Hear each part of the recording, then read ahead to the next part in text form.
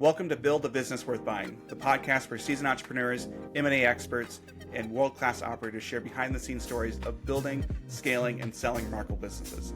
I'm your host, Aaron Alpeter, and every week I sit down with people shaping the world of acquisitions, founders who cashed out, buyers with bold strategies, and advisors who help make deals happen. This is not a podcast for beginners. It's for those who know the grind and want actionable insights to make their next big move. Get ready to take notes, rethink your strategy, and hear untold stories of what it takes to build a business worth buying. Today we've got a double feature. I'm joined by Cristy O'Connor and Aggie Shuzensky. They're the co-founders of Athena Advisory Collective, and they work primarily with female founders to help them build and exit businesses on their own terms. Unlike a lot of the venture-backed stories that we typically talk about, Athena's focus is on agencies, service firms, and bootstrap businesses. These are companies that may not fit the VC mold, but represent real value and very strong exit potential. Together, Cristy and Aggie bring a blend of entrepreneurial experience, operational expertise, and storytelling savvy. Aggie and Cristy also host the Badass Women in Business podcast, which highlights women founders. I'm excited to dig into what they're seeing in the market, how they guide founders toward exits, and why they believe the non-VC path is just as powerful, if not more sustainable, than the venture side. So Cristy and Aggie, thank you so much for being on Build a Business Worth Buying. Thanks for having us. Thanks for having us. I want to kind of dive in and talk about valuing businesses outside of the traditional VC metric. You guys focus on service businesses, and these are very different from the traditional brands or VC-backed companies that we'll talk about on Build a Business Worth Buying. And I'm curious, when you think about an agency or a consultancy or some other service entity, what is it that people can actually buy? It feels like so much of it is selling, time for money, and how do you scale that? How do you find value in what's there? It's a great question because a lot of times it depends on what kind of service industry you're in. When you get into things like law, CPA firms, those things of those sorts, and even group therapy practices, typically you have to have someone who has a specific designation to be able to take those over. And so a lot of times you're looking at creating a cell within the organization. That's why they typically have deep lines of partnerships so that the brand always lives on. And so that's something that's a big differentiator, I think. What I think a lot of people don't put the focus on is monthly reoccurring revenue or having contracts in place. That is what really helps increase the enterprise value of a business. Because if I'm coming in off the streets and I want to purchase that business, I want to know there's a guaranteed pipeline for me so that I don't have to start from ground zero and build up. There's no value in that. I might as well go start my own service firm. So I think that's one of the big things that a lot of people don't focus on, and it's a way to improve their enterprise value. Gotcha. So just to kind of repeat back what I'm hearing, if you're based on project to project, effectively it's just relationships at that point, and that's really hard to buy is those relationships. And so it really is about having those contracts. That's really what people are buying when they're looking at a service business. Yes, I would say so. I would follow that up by saying that one of the things that really increases that enterprise value as well and makes a business buyable is that the owner is out of the day-to-day. Because when you're thinking from a buyer's perspective about acquiring a business, that business needs to be turnkey. And you do not want a business owner that owns all of the relationships, that owns all of the systems without processes being outlined properly. We've recently actually heard of an interesting story. A woman bought an accounting firm for quite a bit of money. And fast forward 12 months, the senior accountant who was on staff basically left, started her own accounting firm, and took half of the clients. So that was brought to our attention by one of our clients who knew of that person. And so my first question was, where are the contracts? As Cristy said, client contract, employment contract, but also clawbacks. And none of that was in existence because it was basically a handshake deal that ended up going really, really bad. So now you have an owner who bought a great asset. I mean, there was enough of an MRR, great track record of revenue, but now she's left with basically half the asset because the clients have gone. So the focus now is, does she rebuild by acquiring new clients, increasing her pricing, or there's no grounds for litigation at this point in time because there weren't any contracts in place?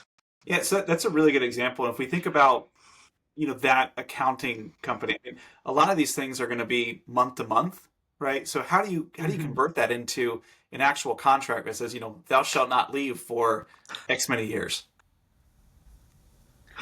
That's a great question as well, and it has to do with the value of the service that you provide. Very few businesses can solve a problem in 30 days. Right. The majority of relationships and partnerships that you form with, whether it's a CPA, a law firm, a consultancy, or any other service-based businesses, Cristy mentioned mental health because that's a big niche that we serve. It is the continuancy of service. So basically, you create a value package that takes the client on a journey with you, not as a service provider, but as a partnership. And that also creates that value because then that contract and that partnership is, you can say amortized, right, over the course of the year or 2 years, if that's how you want to look at it. And it also helps with cash flow because now if you're an attorney that's offering a subscription service or a CPA that's offering or bookkeeper that's offering a subscription service, then your client can plan their cash flow. They know exactly what's coming out of their bank account on a regular basis, but it also guarantees revenue for the entire year, which allows for less stress and also better cash flow management. Yeah. I mean, if I were to look at this and say, okay, I'm a bookkeeper or a consultant or things like that, and if I have retainers, is that good enough, or is it something where it's like, no, you need to have a contract that says you're going to have this retainer for some period of time? It's the period of time that is absolutely essential. Gotcha. And what do you guys typically recommend for companies that are looking at this?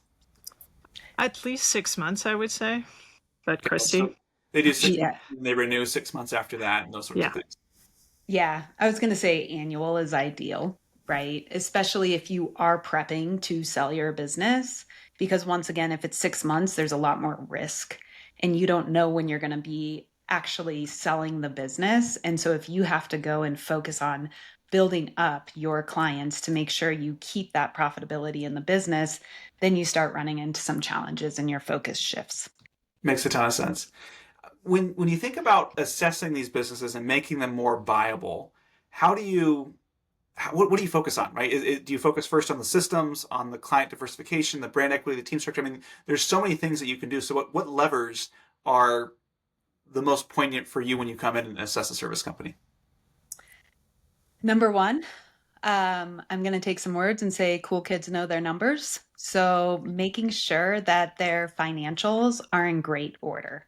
That is the number one thing that most people coming in, unfortunately, a lot of people buying businesses are first-time buyers, and they don't even think to understand how to dissect, in essence, profit and loss statement, balance sheet, all those different areas that really help you identify the actual value of the business. So having your financials in alignment is probably the first place that you want to ensure is completely aligned. And just to drill down on that, is it enough just to have a P&L statement done by an accounting firm, or is it, they really need to understand and be planning out their cash flow to the day? Like, what's the level of granularity that, a $3 million business needs to be at?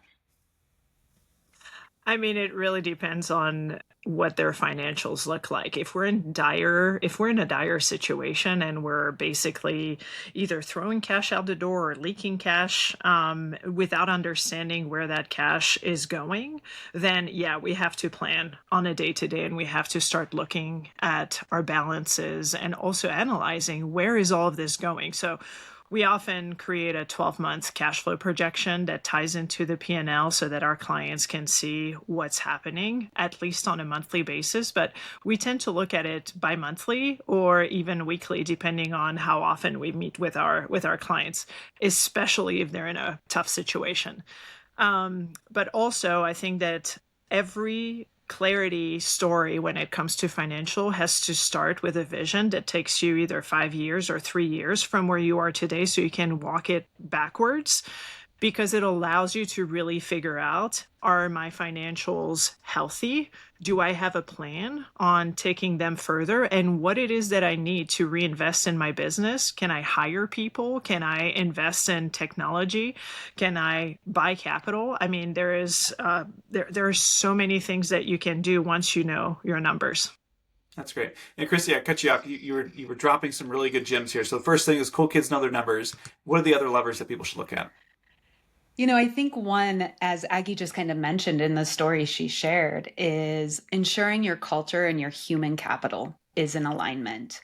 Really taking the time. If you have key employees, you need to make sure they are part of that sale and that they are incentivized to stay and that there's contracts in place to ensure that that key employee does not affect the business once it has turned over into different hands. Culture makes a huge difference as well. Depending on what type of business you're buying, my background was in buying failing businesses. And so, with that, I had to change my entire team from the moment I walked in the door because the culture was not right to achieve what we needed to in the organization. And that was the quickest, fastest way to make a change. So, if you have a really strong culture, your human capital is bought into the brand, the business, the services that you do, that can actually really accelerate the value of the business. That's helpful. And obviously, we look at all the different levers, right? What does your sales pipeline look like? How are your marketing efforts? What do you have in a sense of a recruiting process? So the other thing is I personally was in the franchising world when I had my businesses, but with that, we had franchise brand that was not fully developed. So even though a franchise is supposed to provide you with all your standard operating procedures and how to do things, I was creating those from scratch. If you do not have basically a standard operating procedure playbook for every single position that me off the street could come in and do that job, that work really effectively, that decreases the enterprise value of your business because most people want to come in and, as Aggie said earlier, you want it to be a turnkey operation. Yeah. And so, people throw around SOPs quite a bit. And it's just like, oh, we have that Word doc and we look at it every 2 years. I get the sense that's not what you mean. How do you make a really good SOP that people actually use? I wish it was there when I had my businesses, but leveraging technology is going to be huge. There's three different things that I can really think of. One is it's either Tango or Scribe How. These are screen recording SOP documentation for you. So you literally just push record and it's going to record everything you're doing. And that becomes a living, breathing document for the operations. Number two, Loom. Video recordings, making sure that you're leveraging that as well. You have to understand that people learn in many different ways. Some can be visual, auditory, any of those things. So you need to make sure you have multiple layers to your standard operating procedures because everybody learns in a different way. And then the last one is leveraging any of these amazing note-taking AI devices. Like we utilize Fathom in our business. It records everything, but from that, you can take those transcripts and you can throw it into OpenAI, ChatGPT, and you can have something created that's directly a result of the training that you potentially just did with that employee. So there's a lot of different tools, and it's just not a Word doc. To your point as well, having a place where everything lives in a system. So if you are utilizing Microsoft, having a 1.0 area that everything lives and exists in SharePoint, that's a great way. It's basically an intranet for your business. So I'm not clicking into 10 different folders to find that SOP. It allows it to be always updated and an easy resource for employees to access. Yeah, one of the things I loved about the conversation that we had before this was, your experience with these turnarounds and these franchises. I'd love for you to share a little bit more about what that was like. And I guess the question I have is when you go into a turnaround, there's so many different aspects of a business. And so which parts were the most broken when you looked at it? Was it they couldn't acquire customers or they didn't keep track of their cash or they were losing talent. Like, how do you go through and assess what is actually broken, and then where do you actually put your effort into to actually turn around? That's a great question. So for me, again, it really started on the human side, number one. Number two, a lot of people who purchase franchises have never been business owners in the past. So I was actually in the fitness industry, and typically you run classes in the morning and you run classes in the evening. So these owners were keeping the studios closed between 10 and 4 p.m. You're missing walk by traffic.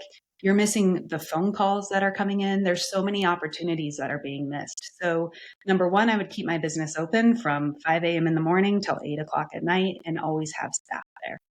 Number two is marketing efforts, especially in the franchise space. They think, well, they're taking 8% of my top line revenue.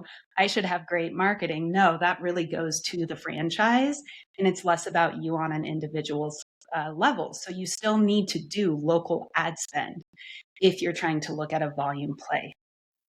So being willing to invest at least $2,500 a month, depending on your market and where you're at, into actual ads and marketing is another big factor.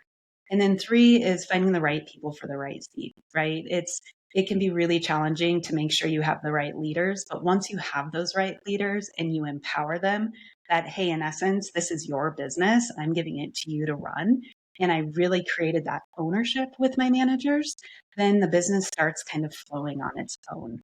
But those were kind of the biggest areas. Was getting the teams in place was probably the hardest. I learned the hard way. I tried to keep on a lot of the staff in the beginning and just realized that when I'm asking them to follow a sales process, they were completely resistant because they didn't have that as their background and experience, and they weren't willing to adapt. So for me to get the buy-in, I had to typically 30 to 45 days before I would take over a new location, I would start my recruiting. The day I took over the business, I would have my new team come in and we would spend 3 days just training on the expectations are of the business. And then key performance indicators, right? I'm a big believer in creating scorecards, having them know their numbers every single week.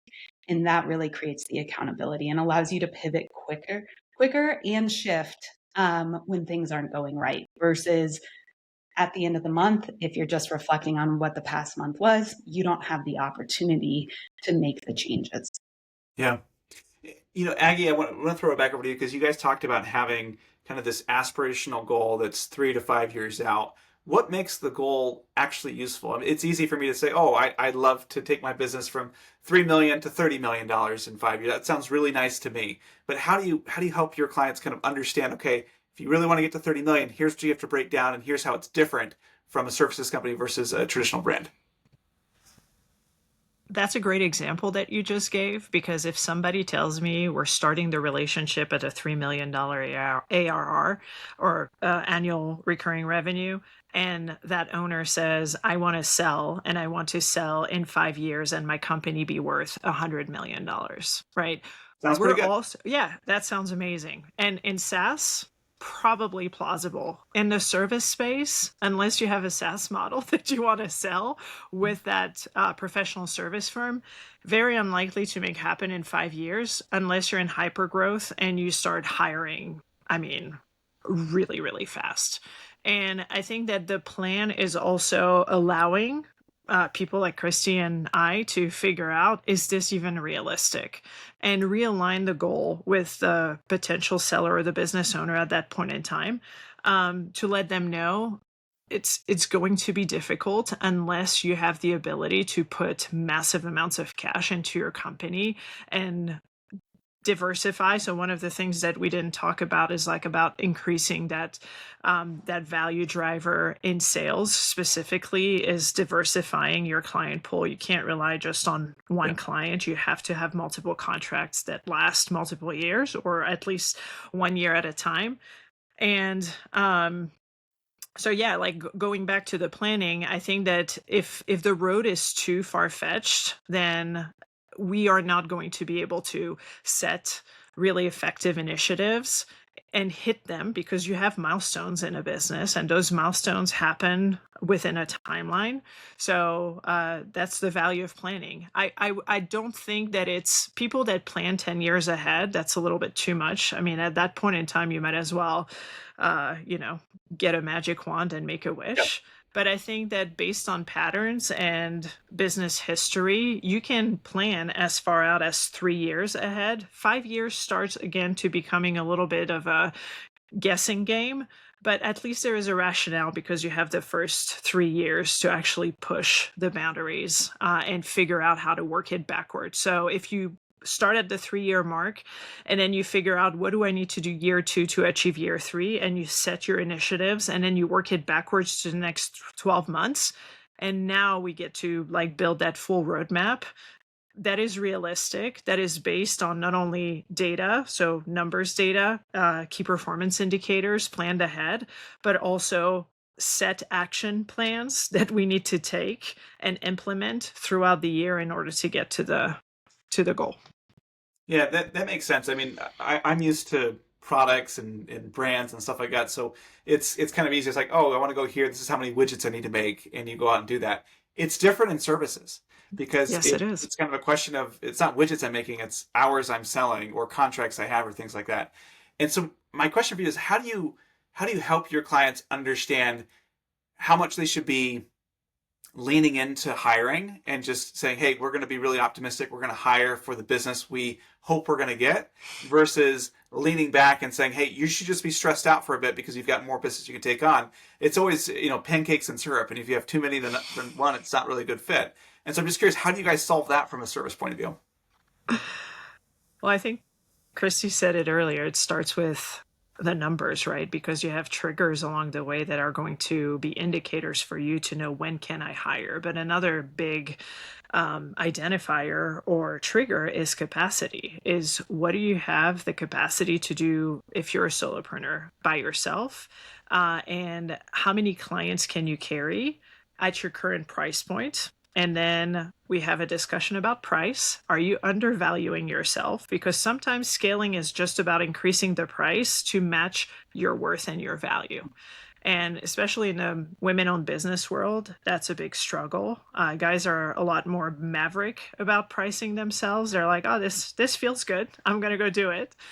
Whereas women have a tendency to start really, really low and then progressively increase as they see the demand increase. And sometimes they don't even increase it. So for us to shift that is a really easy flex, because we just go in, re-identify the ideal client persona, and increase the pricing in function of that persona, because they see the value in the service and it's a need that specific ICP. Yeah. So once you have a pattern and you figure out your capacity and you want to grow, then it gives you kind of triggers of when you need to hire. And that's something that we plan on as well with our clients in determining, do you want to lead a team? Number one, if you already have a team, who are the people that you actually need to fill up some functions? Because again, one of the errors that business owners make is that if they have a gap in sales, they'll automatically go and hire somebody that is like a big wig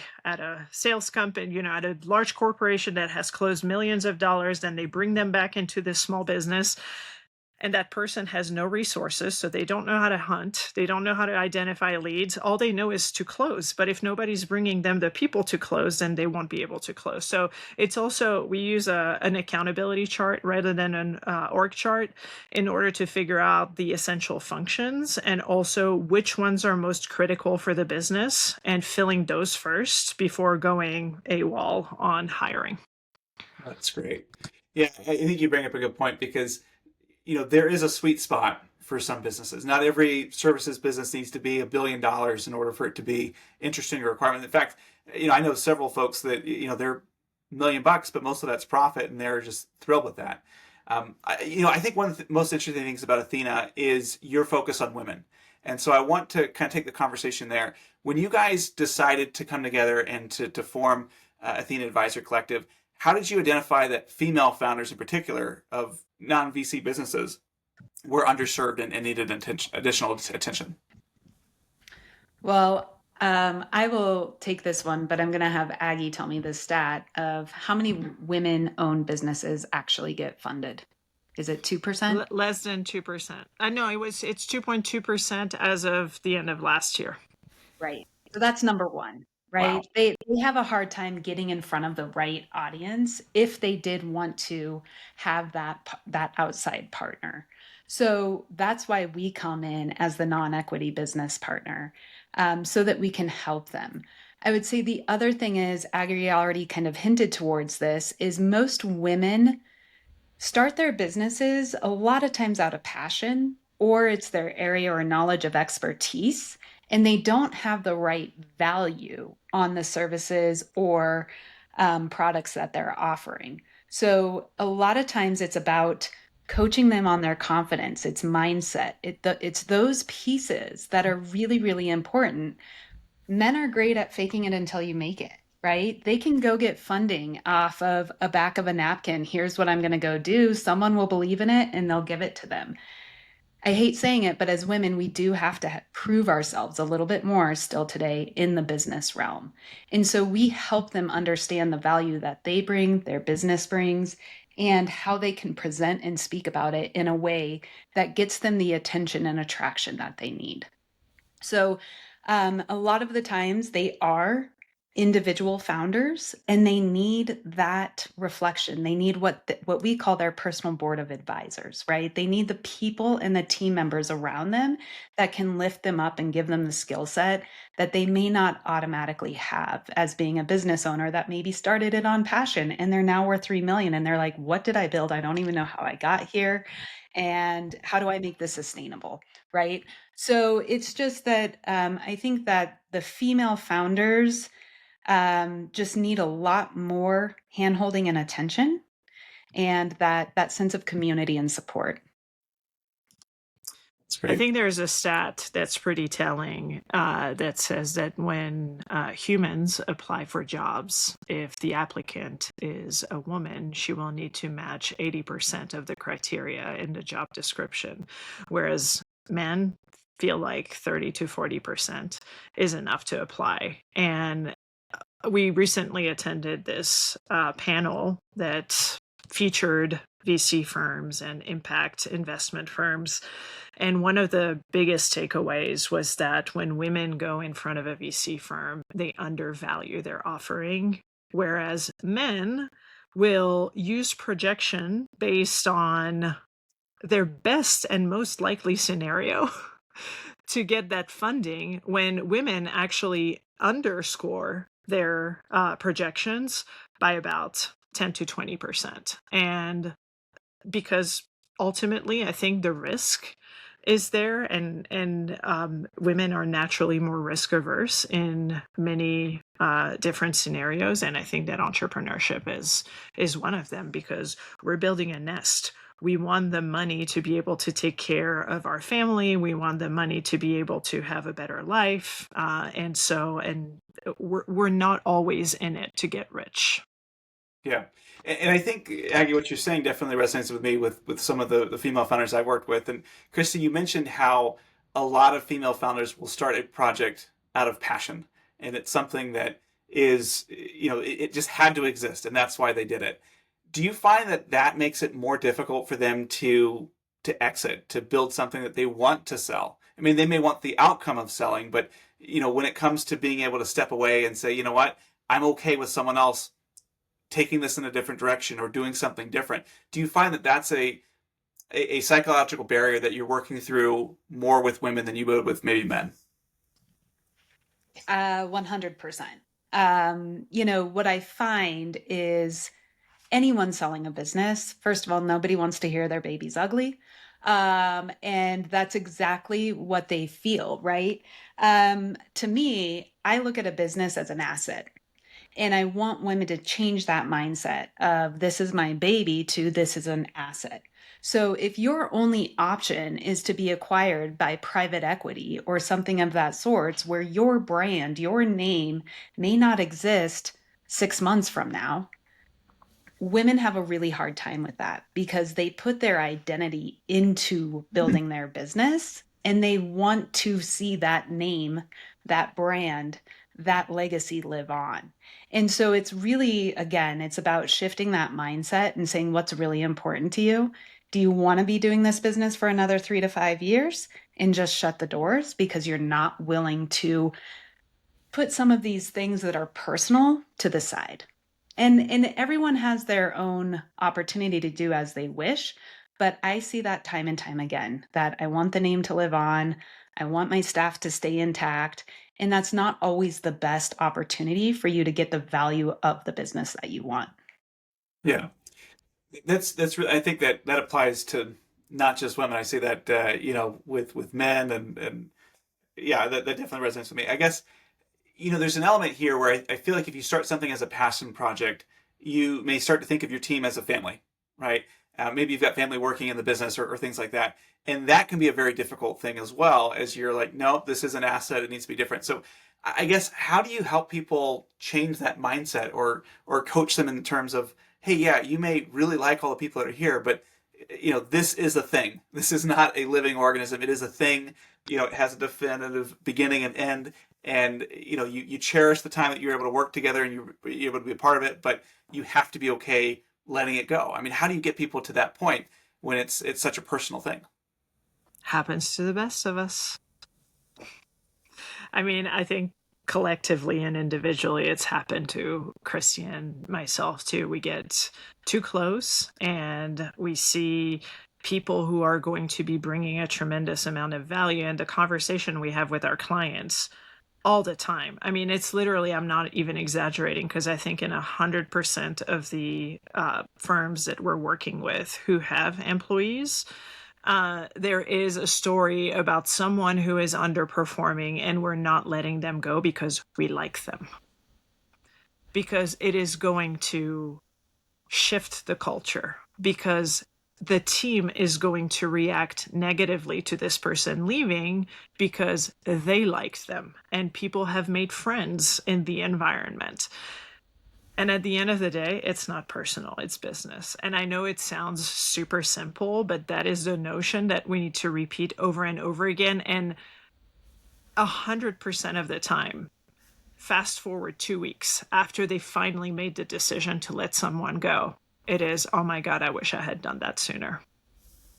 And sometimes it takes 6 months for us to finally coach someone to the point where it is, they're scared to have difficult conversation. Who likes confrontation? I mean, nobody. Even people who are naturally confrontational dislike confrontation, because you don't want to mirror yourself in this other person's eye, who's looking at you and who's going to be judging you for being harsh, for not being nice, for being unreasonable and not setting your expectations properly. But I think that at the end of the day, for founders who are coming in with small teams, who are just now starting to hire seriously, I think setting expectations from the very beginning and keeping a half an arm's length between yourself and the employee and continuing to keep them accountable, it is much easier to get that harsh conversation and those expectations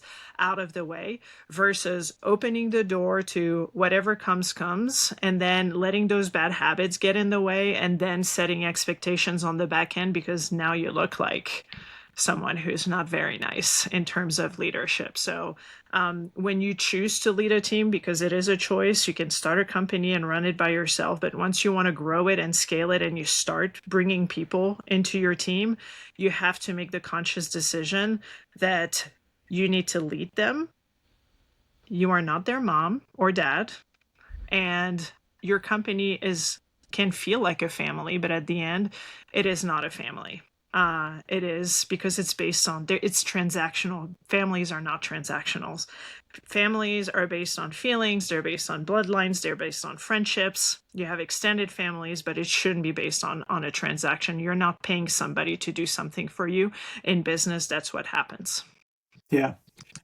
I mean, you're spouting all sorts of truth here. I love it. I mean, really what you're talking about is the founder themselves has to be a little bit disassociated with their business. It can't be their identity. They have to be okay being like, oh, that was work, And if you're taking your work home with you, and if you're, this is all you live and drink about and your identity is wrapped into it, it's really difficult to do those other things. And so, it's really interesting because I think that some people may say, oh, if I have employees that are just, they're hitting the clock, it's 9 to 5, that's there, that's kind of what people would say they don't want. But to some extent, you want that a little bit.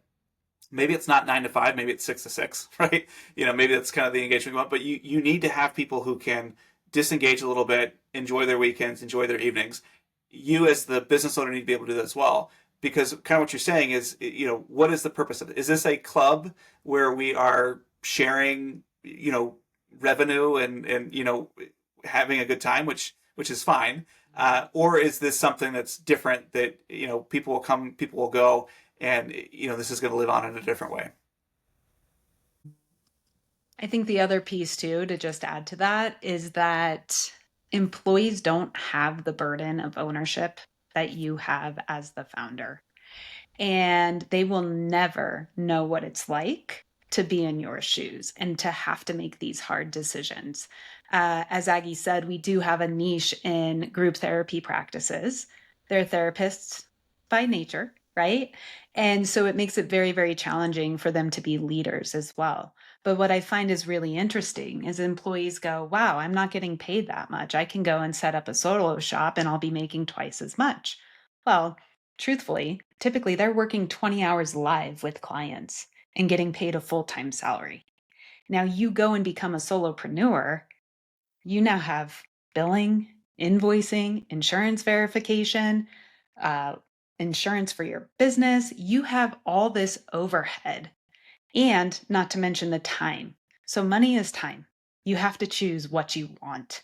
And I think employees don't understand that. And I really do think it's important for employers to kind of outline what are the benefits of working for me or with me versus going out on your own. Because it tells a really good story and it makes them think twice sometimes about, oh, I didn't realize all those things are expenses that I would have to take on myself, which is going to cut into your bottom line. Well said. Aggie, if you were to meet a founder and they said, hey, I've got this goal, it's not 5 years, it's 2 to 3 years, those sorts of things, what would you say is their playbook that you would give them in terms of how they get ready for a buyer? Great question. So I think we've mentioned a few of those pieces already. Number one, it's let's look at your financials. And part of that is you have to learn how to understand them so that you're not necessarily relying on your bookkeeper, your CPA, or your CFO to just give you reports that you do not understand. We meet with founders who, when we tell them, instead of paying yourself this salary, you have a bunch of equity that has been accumulated from the back end of your business, and that equity can be drawn upon so that you can increase your EBITDA and basically tell a better story financially. A lot of them don't understand or don't know that they could have done that a long time ago. So financials is number one. Is that basically like using debt? Is that like the idea?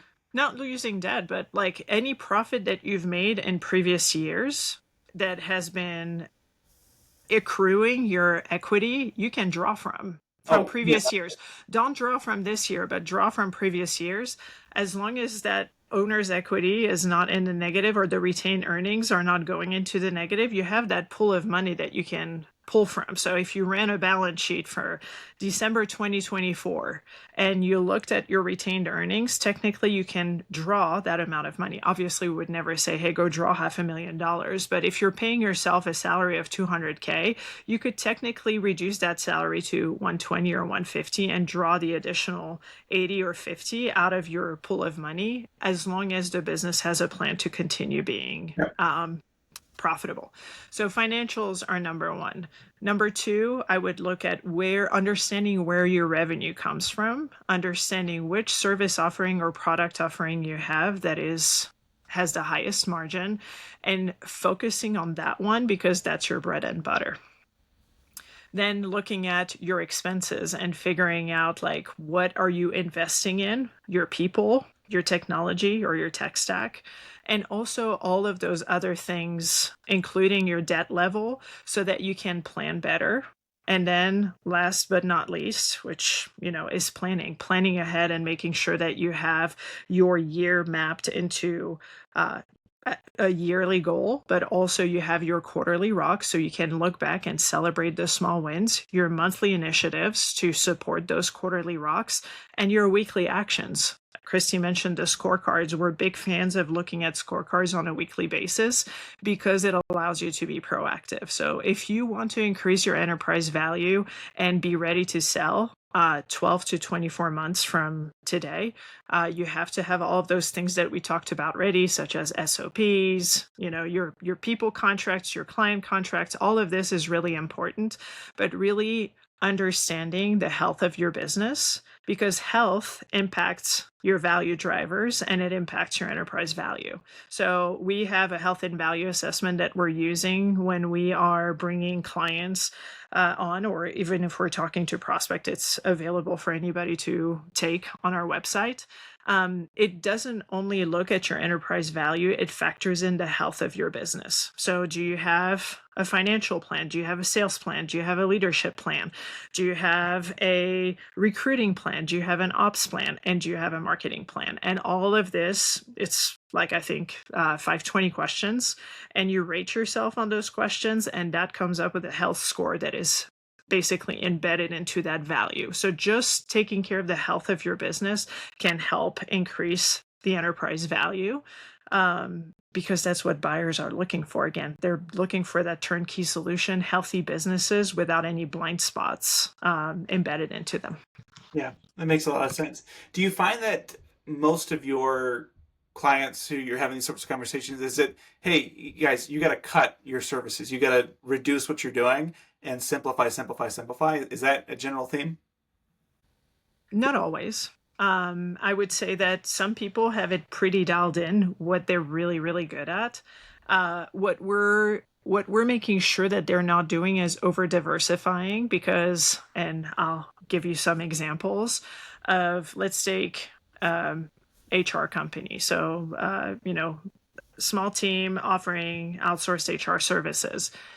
At some point in time, they realized that payroll was just not in their wheelhouse. That's not what they wanted to do. So they just cut that from their services and outsourced it to a strategic partner. It's still part of their offering, but they're just not doing it.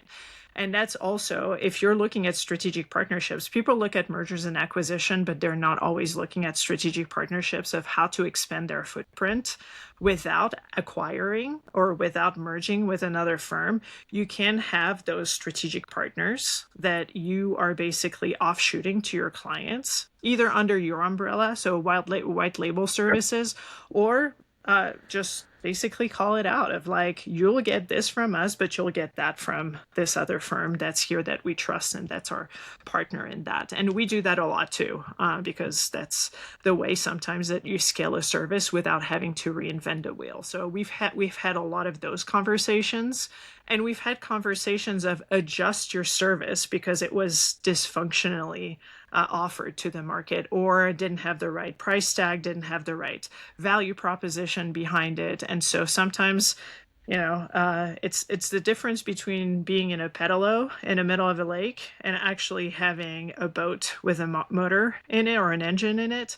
It's you're cycling on the water and against current, and it takes you a while to get out of it. And that's how you get really, really tired as a business owner, is doing the same thing over and over again, not seeing the result.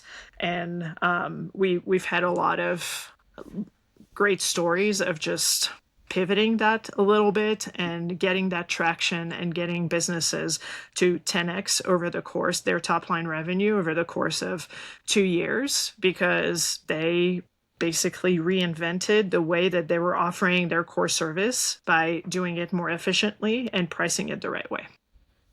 That's really interesting.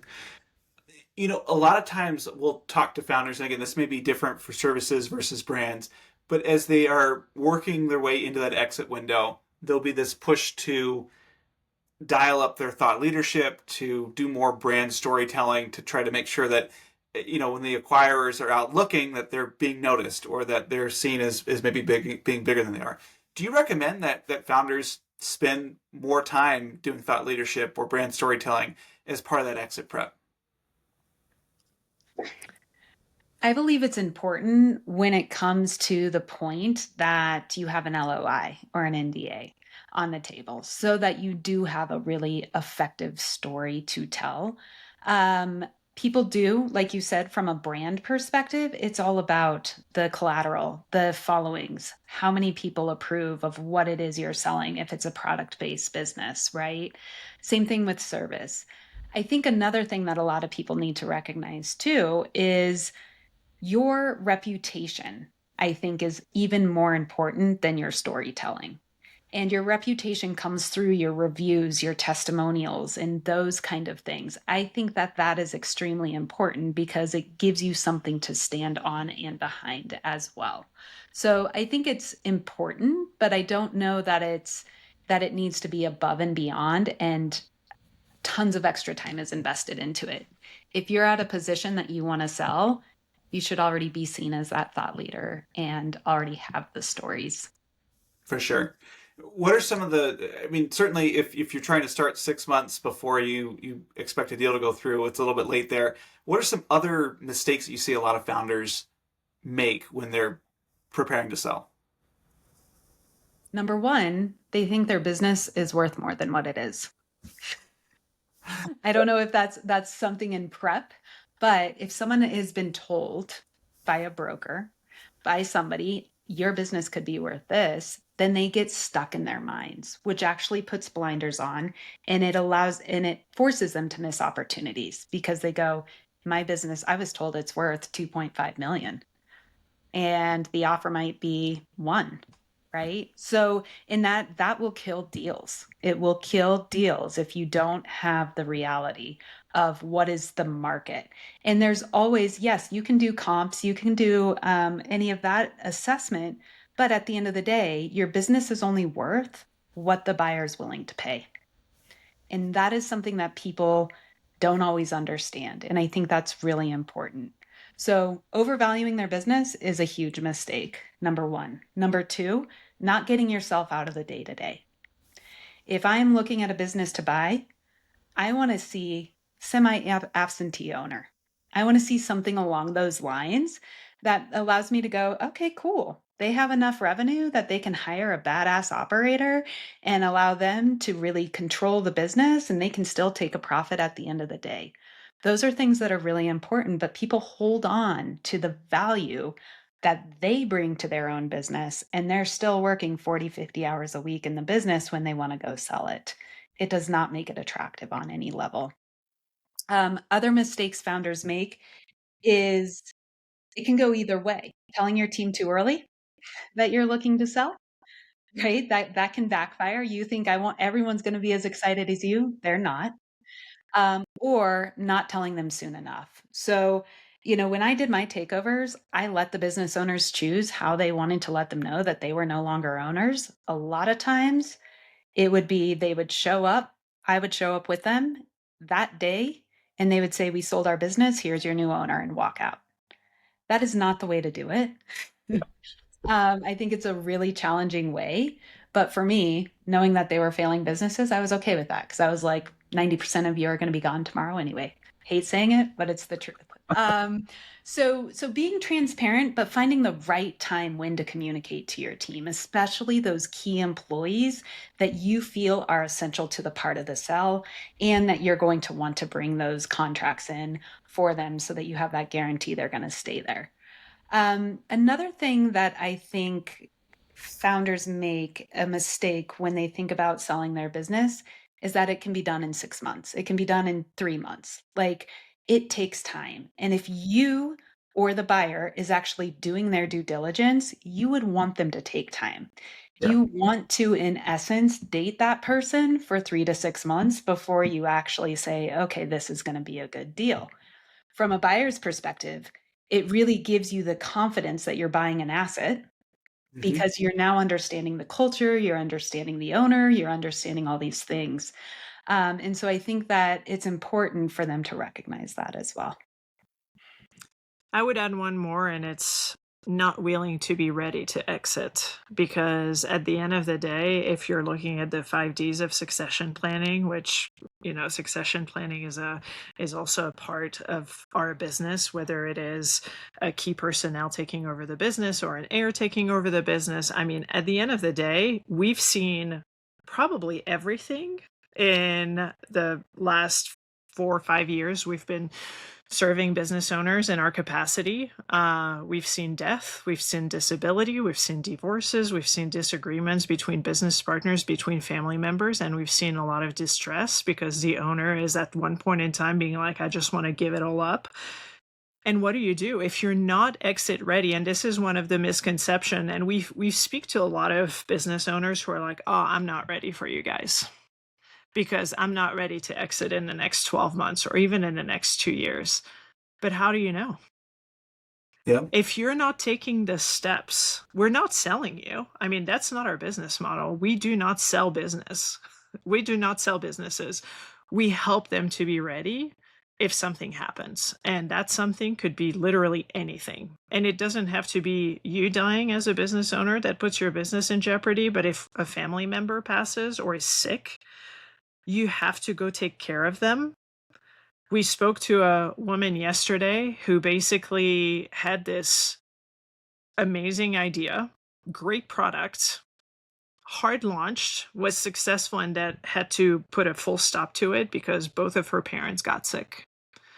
And so she had to take a sabbatical to go take care of them. Not only did she give pause on that business, but as a physician, she also had to give up her practice. And I mean, looking back, this is hundreds of thousands of dollars lost over time because she didn't have anybody to take over what she was doing before all of, pardon my French, shit hit the fan. Yeah. Well, Cristy, Aggie, this has been amazing. I appreciate you guys being on here and sharing all your wisdom. I think our listeners enjoyed my group therapy with you. I certainly learned a lot. We've got 2 questions that we always ask our guests on Build a Business Worth Buying. And you guys can both answer. You can pick one. But the first one is, what's the best example of a moat you've seen a business build? I'll take that one. And I'll use OpenAI as my example because it's very current and we're using it. I think that based on their training models and their expertise, other companies just can't catch up to them. They have a huge advantage. They have a distribution channel through Microsoft, which is also putting their tech right into the tools that people are already using. So that's massive. And I mean, let's face it, any brand that has a name that becomes a verb over time has a massive moat. So, back then it could have been Hoover or Xerox, but now it's like, let me ChatGPT this. I mean, that's massive. So that's my answer for that one. That's great. And Cristy, if you had to start over today, what would you do to go about building a business worth buying? First thing is, I would build it at the pace that the market demands. I think a lot of people go out of the gates and think, I can do this really quick and fast. But having that realization that you need to build a foundation first. I had a partnership come to me at one point in time and they said, we've built this business, we're crushing it, but it's actually built on sand and not concrete. Because every time something scales, every time something happens, we just sink. We don't have the capacity to grow at the speed we're growing. So building the foundation, and what I mean by that is having clarity on, as you mentioned earlier, what are the triggers of when we need to hire? How much revenue do we need to have before we bring on that next team member? What standard operating procedures do we already have in place? Or if we're creating a new position that we need to create to ensure success of the team. So I hate saying it, but it's like slowing down and taking the first year or two to build a foundation that's strong, that's duplicatable and repeatable is going to increase that value at the end of the day. So starting slow, honestly. Yeah, that's that. I think, thinking back on my own life and other people I've seen, if you build at the pace of your ambitions versus your reality, you can be in a world of hurt very quickly. Well said. Okay. Well, thank you, ladies, so much for joining. This was a fantastic episode. And thank you all for listening to Build a Business Worth Buying. Thanks for having us.